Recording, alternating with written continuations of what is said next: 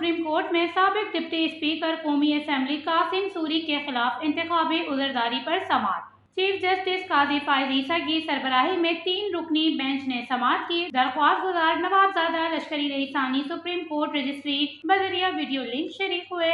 समाअत के हुक्मनामे में अदालत ने साबिक डिप्टी स्पीकर की अदम हाजिरी पर वफाकी हुकूमत और FIA से इस्तफसार किया कि कासिम सूरी कहां पर हैं और बावजूद अदालती हुक्म वो पेश क्यों नहीं हुए, जिस पर उनके वकील नईम बुखारी ने बताया कासिम सूरी से उनका कोई राब्ता नहीं।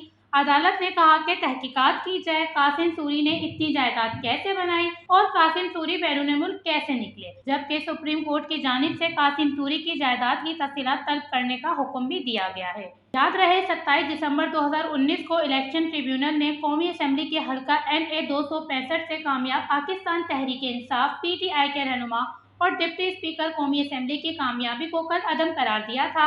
कासिम सूरी की इंतखाबी कामयाबी को नवाबजादा लश्करी रईसानी ने चैलेंज किया था और सन 2018 इंतखाबात में मुबैना धांधली के खिलाफ दरख्वास्त दायर की थी। 1 अक्टूबर 2019 को कासिम सूरी ने अपने खिलाफ इलेक्शन ट्रिब्यूनल के फैसले को सुप्रीम कोर्ट में चैलेंज कर दिया था। वाज़ेह रहे कि सुप्रीम कोर्ट ने इस साल 7 जून को कासिम सूरी की तलबी का इश्तिहारी जारी करने का हुक्म भी दिया था। समाअत के बाद हाजी लश्करी रईसानी ने मीडिया से बातचीत करते हुए बताया कि हम एक तो सिस्टम को एक्सपोज करेंगे, दूसरे वो खुफिया इदारे जो पहले पार्टियां चलाते थे को निज़ाम पे नज़र रखना चाहिए, तब अदालत भी चलाते हैं।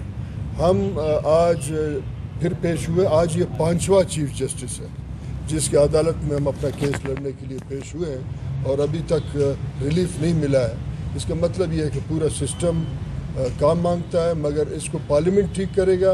लेकिन जिन लोगों को पाकिस्तान के खुफिया इदारे पार्लियामेंट में भेजते हैं वो बजट को भी नहीं समझते हैं, वो पॉलिसीज़ को भी नहीं समझते हैं। उनका सिर्फ कमिटमेंट या उनका सिर्फ जो है दिलचस्पी पैसों में है और PSDP में, इसलिए पूरा सिस्टम इस तरीके से मफलूज है कि आप देखें 2018 का केस आज 2024 है। हम तो कोशिश ये कर रहे हैं कि लोगों को पता चले कि लोग जिस सिस्टम में रह रहे हैं वो लोगों को इंसाफ और रिलीफ नहीं दे रहा है। हम तो अभी देखो हमें क्या इंसाफ मिलेगा, हमारे 6 साल गुजर गए, वक्त ज़ाया हुआ, फंड चोरी हुए।